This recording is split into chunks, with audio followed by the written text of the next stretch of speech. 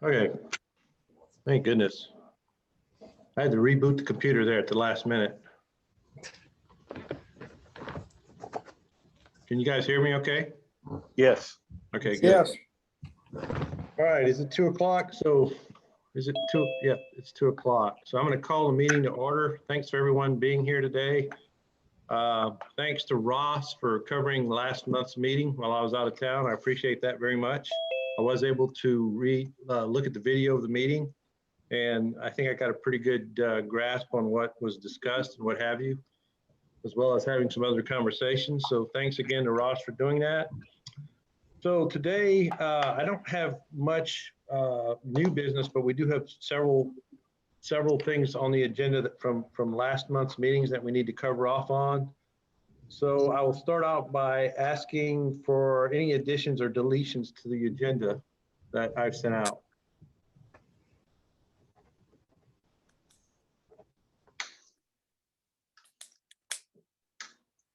Okay, no additions or deletions to the agenda. Approval of the previous month's minute. Can we get a first and a second on the approval of the minutes? First. Okay. Second. All right, thank you very much. Board member comments. Tom, I'll go to you first. Not much to offer. Our signups for boat registrations are a little bit slow due to the weather. We anticipate we'll catch up pretty quickly. And I want to remind everybody that the board candidate open forum or meet the candidates, I'm sorry, meet the candidates is on March 16th at 6 p.m. Encourage everybody to participate and watch in that. Also, you can go on to our website under member resources and you can click on the election tab and you can learn a lot about all the different candidates. We encourage you to do your homework and make an informed decision. That's all I had to cover. One question, Tom. Yes. Boat registration and kayak and that kind of stuff registration, you have to call in to do that. Is that correct? You can do it online also. Really? I couldn't figure out how to do that. Okay. You know what? What we're finding is that people that registered their boats or their kayaks before last year, before the pandemic set in, they did it in person, and everybody that did it after the doors closed of member services, and they're now up to speed. Give them a call. They'll walk you through it, and you may not have to ever go into member services again. It's that easy. Okay, thank you. Hey, Tom, do we have a plan yet for reopening member services to the public with things kind of opening back up across the board? Yeah, that's a great question. And we're now kind of on the reverse side of this. If you recall, last year when we were closing, we were trying to figure out how to close the right way. And we had a lot of comments from property owners that we were too restrictive or not restrictive enough, so forth. And now we're on the opposite end where I'm getting a lot of emails over the last couple of weeks of people saying that we're too restrictive or not restrictive enough. We're trying to be as cautious as possible, following the governor's and the state's guidelines and easing back into being fully normal. Member services is going to be particularly interesting because the area is so small and confined.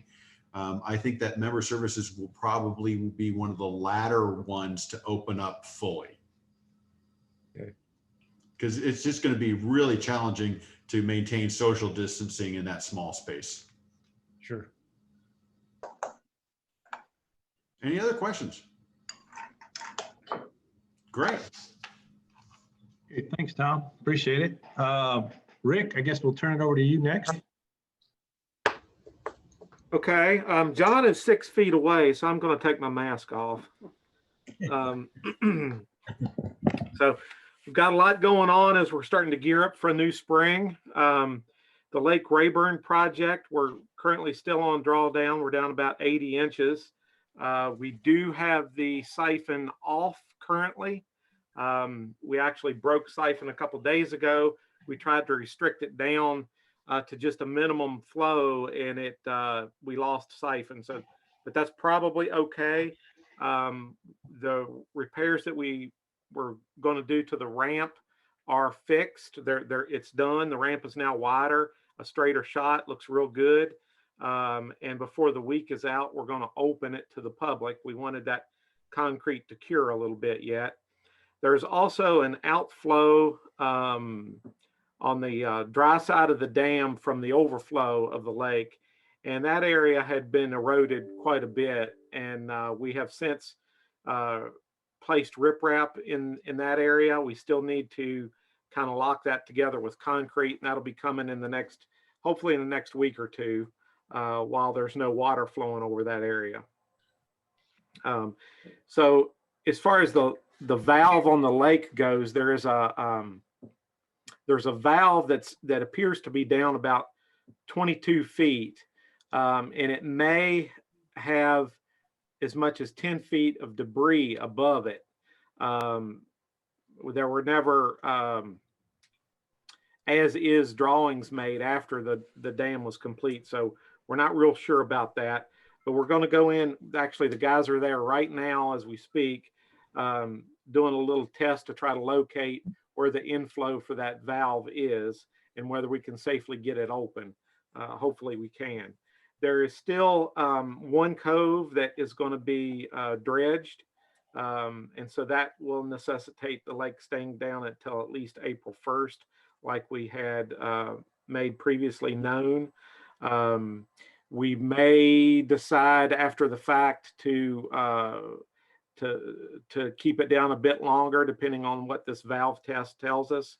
So it could go a bit longer than that, but I'm hoping not. Affect the spawning season, Rick, if we delay it much longer? It could affect that. Yes, it could.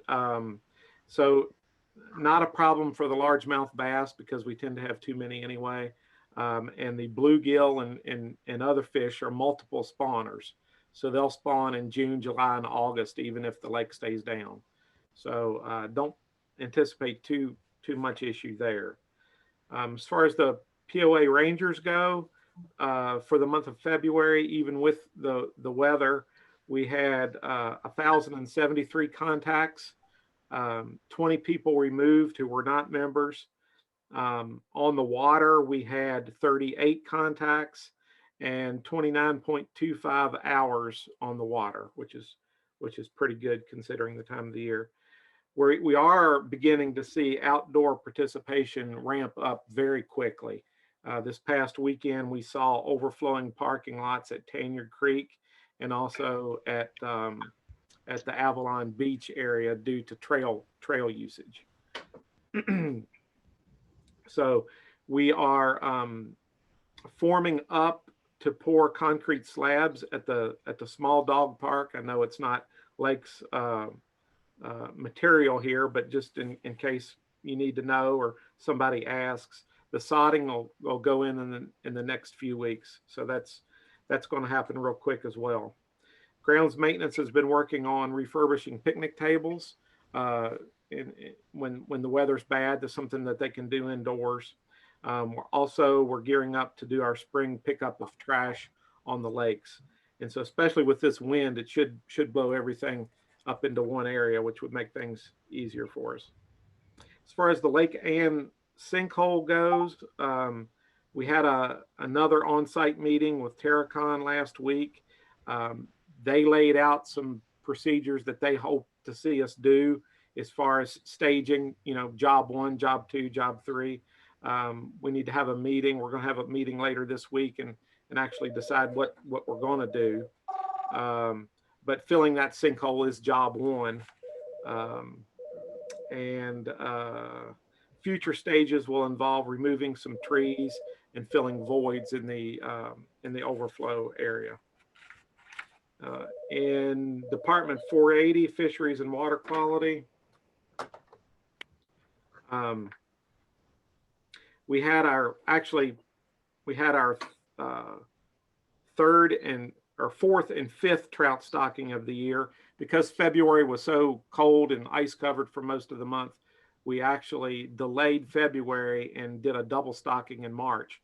And we put out some much larger fish this time as well. So there's plenty of fish in the 2 to 4 pound range. If you're a trout fisherman, should be a good time. Our Christmas tree habitat has been placed in Loch Lomond. There will be a map forthcoming about where that structure is, along with some of the other recent structure that we've put out. Will that be on the web, or will that be, how is that information going to be disseminated? On the website. Okay. And we're going to begin gill netting for our saugeye broodstock next week and get our hatchery going. Golf course ponds have been drained and we're ready to go there. So not to alarm anyone, but because it's the first year that they have required one, Arkansas Game and Fish is requiring us to have an aquaculture permit.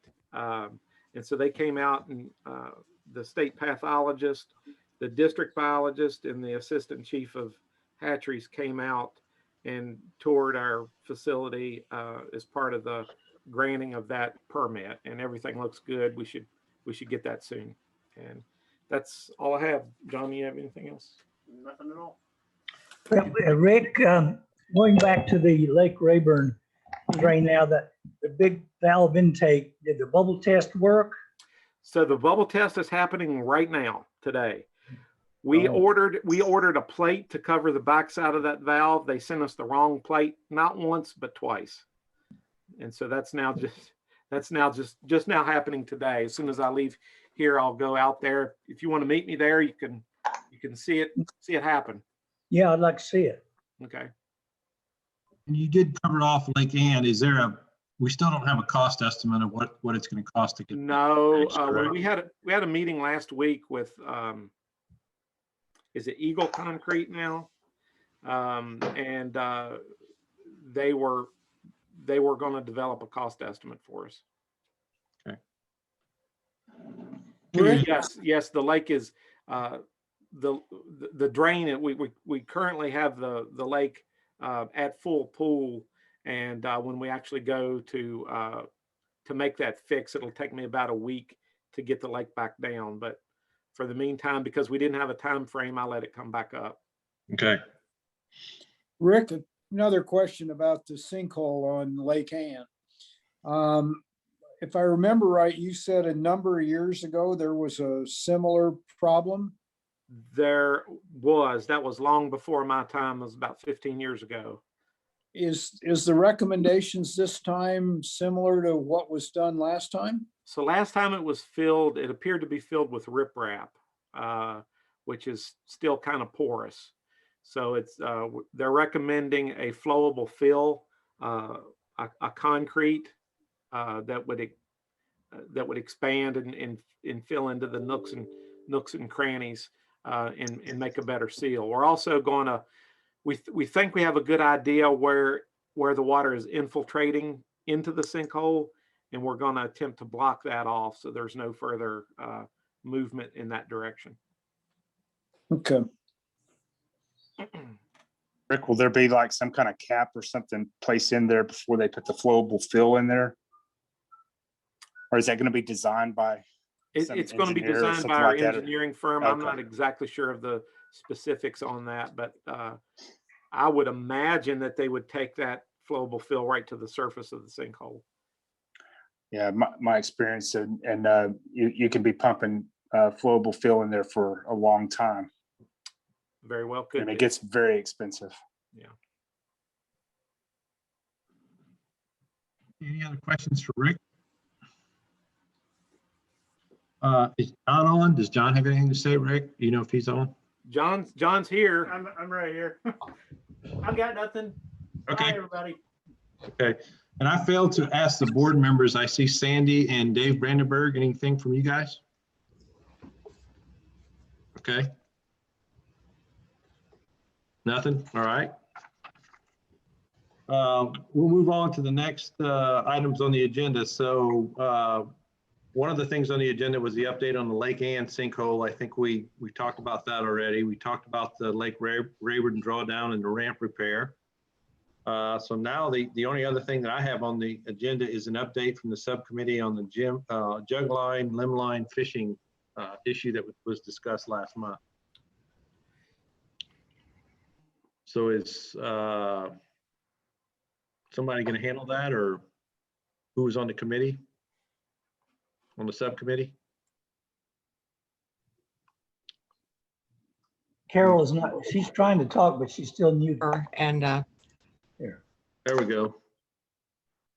I'm on now. Emails and communications from POA members that I received were sent out to the subcommittee members several days ago, and I hope they've had a chance to look over them. Some of them have shared their thoughts already, and but I'm sure we could benefit from hearing a little more from their input of what they think. So has the committee reached any conclusions? I know we've emailed a couple of times, Carol. My understanding, it's obviously it's a very controversial issue. You have strong opinions on both sides. In my mind, we don't do anything drastic, at least not right now. But again, some of the things that sounds like we might be looking to do involve enforcement, and obviously that falls on Rick and his team. So as if you guys come up with any other creative solutions or ideas on what the future looks like. I think your assessment is absolutely spot on. Yeah, pretty much. Of the 14 or 15 emails that I looked at, I think only 2 said, hey, let's ban it. All the others seem to say, hey, it's no problem. And some of the fishermen that I've talked to have fished on these lakes for years and years. Once in a while, they'll run across a limb line that maybe hasn't been properly managed, or a jug. But for the most part, they were all saying, hey, it's no big deal. And if we just follow the rules and enforce them, really the issue is pretty much a non-issue. The way I view it. From my experience, because I've fished on these lakes for 19 years now, and occasionally I will run across one. It is aggravating when you do that, but it hasn't happened a lot. And again, I think a lot of this might be down, the good thing about calling attention and having this kind of in a public forum is that I think it will remind folks who participate in these activities that, we are aware as a community of what they're doing, and it might bring some light to what the rules actually are. And hopefully that'll benefit us, and people will, if nothing else, by bringing this topic up for discussion, it raises awareness, and it makes hopefully the people that are participating more aware of that, hey, I can't just go out there and do what I want. I have to follow the rules. And so Rick, again, a lot of this falls on your shop. In your opinion, can you physically remove equipment that has been left outside of the proper boundaries and things like that? Yes, and we do that. So all of these devices need to be properly marked with the person's name and contact information. And so if that doesn't exist, we take it down on the spot. The only items that can't be fished during the day are unattended jug lines. Limb lines can be fished during the day. So when we find a jug line or a noodle or whatever, a free floating device that is not being attended, we take that down as well. During the summer, we have staff on duty until 10 o'clock at night, but the times that they're being checked are going to be like at dusk and dawn. I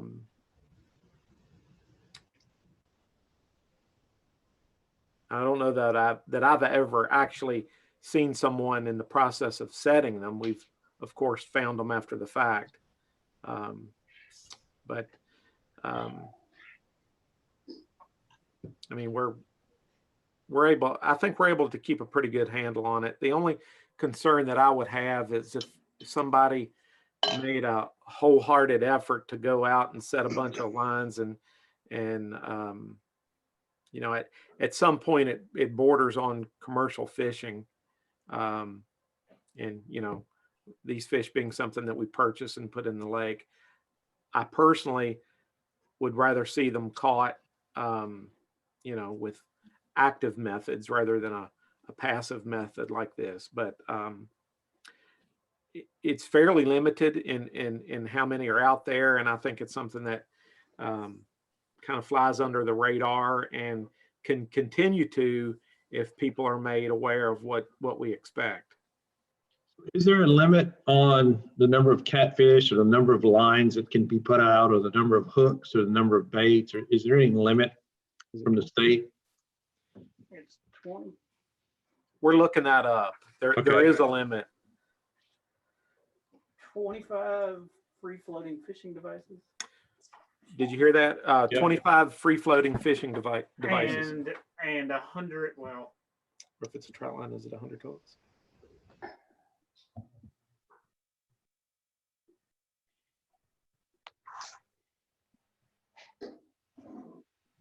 it's 100, but that's specific to the levees on the Arkansas River. Okay.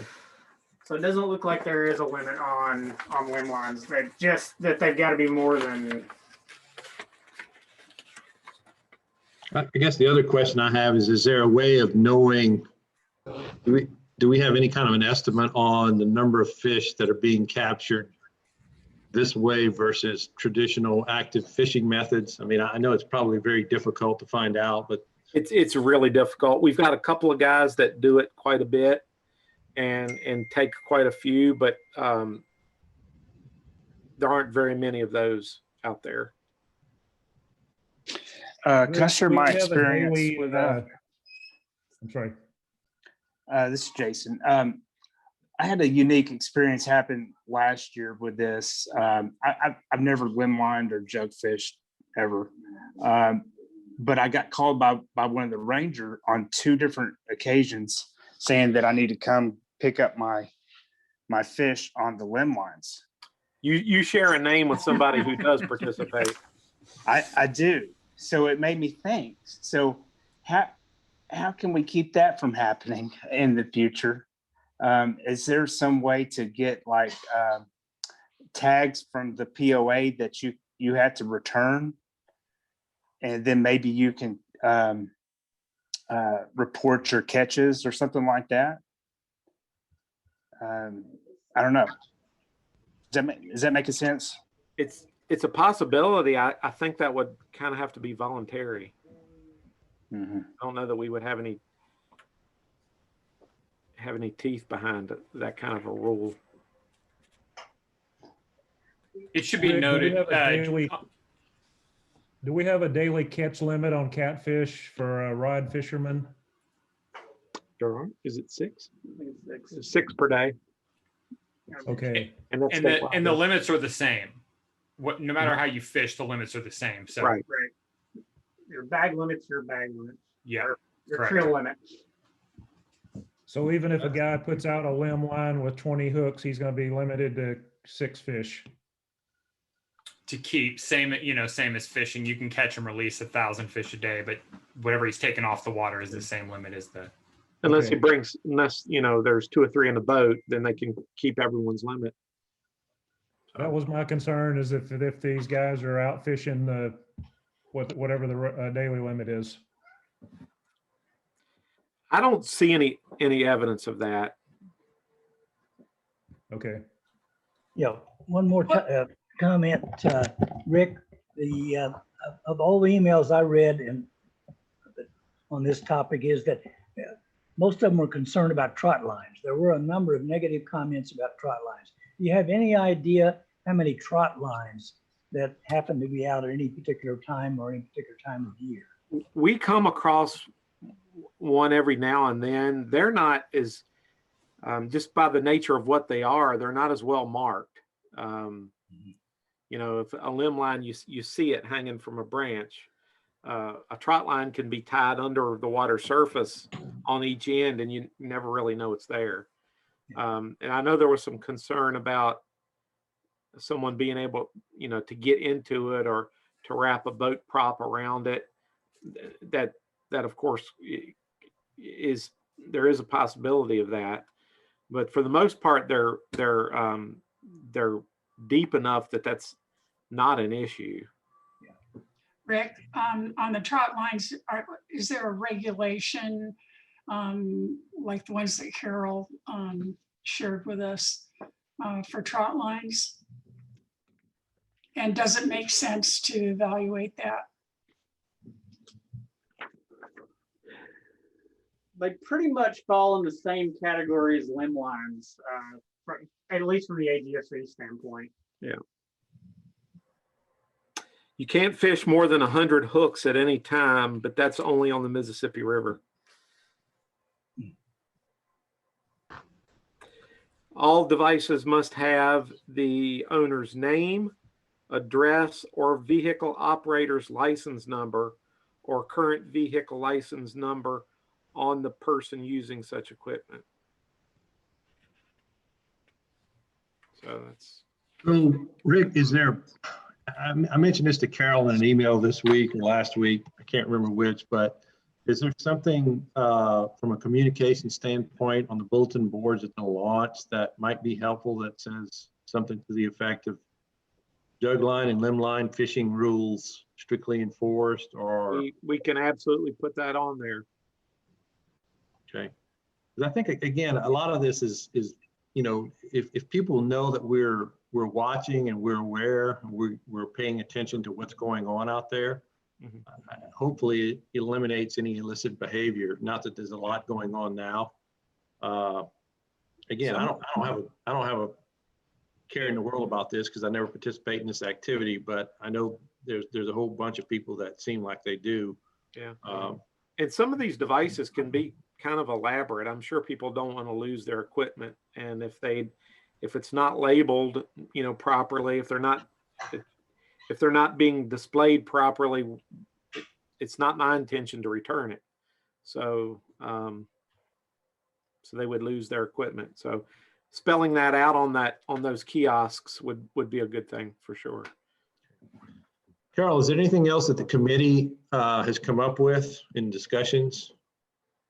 I know that you guys just formed it at the last meeting. It's probably, you've only met once or twice, but is there anything else that you guys do you plan to meet again? Or is there any list of recommendations other than what we've already talked about that you guys have come up with? Well, it seems like everything that was discussed has been brought up during this meeting today. If anyone is thinking of anything that I'm forgetting, please say so. But I think all of us, as far as I know, were in agreement with what you're saying, Matt, entirely. Okay. So maybe, and it doesn't have to be, it can be at the next meeting or sometime down the road. We really can't impact the rules and regs for this year yet, but if we do have any, we could probably do signage or something like that. So I would probably focus on, if you guys do meet again, or we can even discuss it in a further meeting, just focus on a couple of simple recommendations that something that we can do, i.e. signage or something that, there's no one size fits all here that is just going to solve this issue, but I do think awareness will help. And quite honestly, I don't know what else you can do other than make people aware of what the rules are and have Rick's team enforce the rules. And hopefully people will comply and this won't become a bigger issue than it is right now. Yes.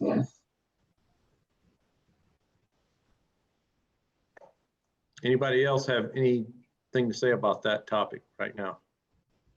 I have one point on it. Addressing what Jason said, I remember the incident where we had a couple lines we thought were his. The restrictions that they put on the lakes in Arkansas that you have to have your name and your address. The reason they do that is because your address is what's tied to your fishing license. And if they decide to write a ticket for something that they find, that's how they send them. Here, it might not be a bad idea to have people put their member ID number on for two reasons. One, it would clearly identify who, it'd be a clear identification of who we're looking for. And also, obviously, because these are private lakes, if somebody had a, you would need to have a member number to set these up in the first place. And that might clean that up a little bit if we were making sure that not only the people were following the rules, but also that they were members. I'm glad I didn't get a ticket. So.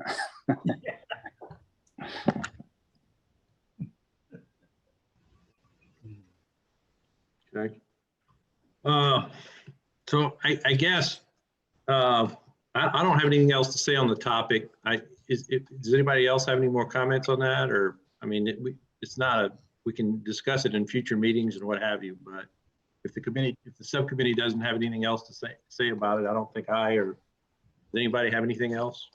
Well, I just would like for us to keep track of any complaints that come up, let's say in the next 3 to 6 months. Things that come to Rick or maybe Tom to you or any of us committee members, let's keep track of the number of complaints, the number of issues. Okay.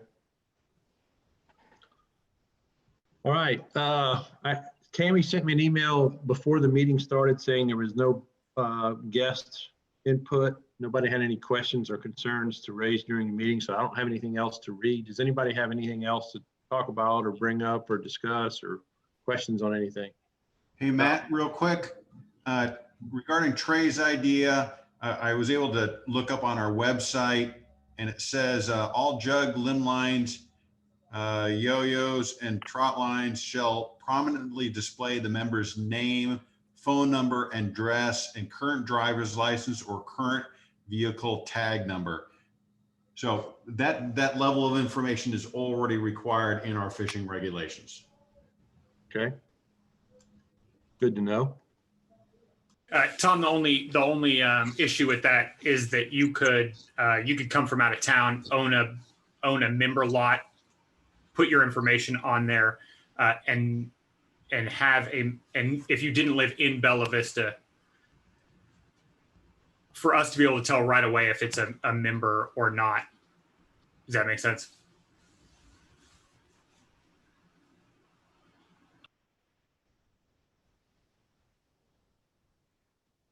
Actually, it says guests of a member and public visitors are prohibited from jug fishing.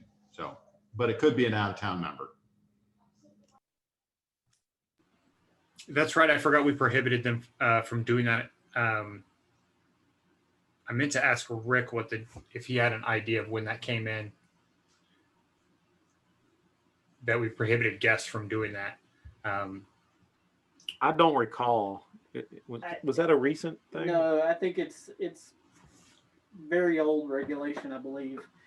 I think a part of the problem is, like Matt was getting at, is when people look at fishing regulations, they go straight to the AGFC guidebook and they just kind of disregard everything else. But if we can perhaps more clearly state that, in places where these anglers are going to be, we might be able to get a bit more participation.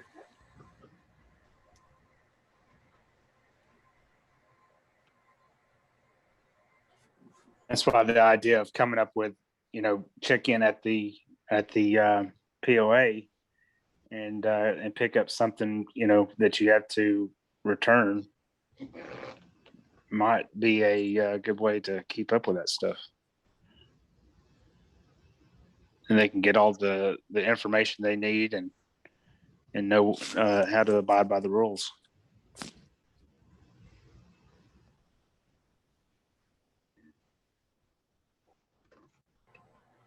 I would say the committee needs to keep all of these discussion points in mind and come up with, again, make recommendations that make sense or actionable, that can be easily implemented by Rick and his team. Or if you do have a creative suggestion, by all means, let's discuss it, because if it requires additional resources, obviously we need to get approval to do that. But It sounds like we have a pretty good handle on the scope of the issue and the scope of the problem. And hopefully awareness and making people aware of what the rules actually are and enforcing the rules a little bit better. We don't have that big an issue. At least in my mind, it's not a huge issue at this point. So.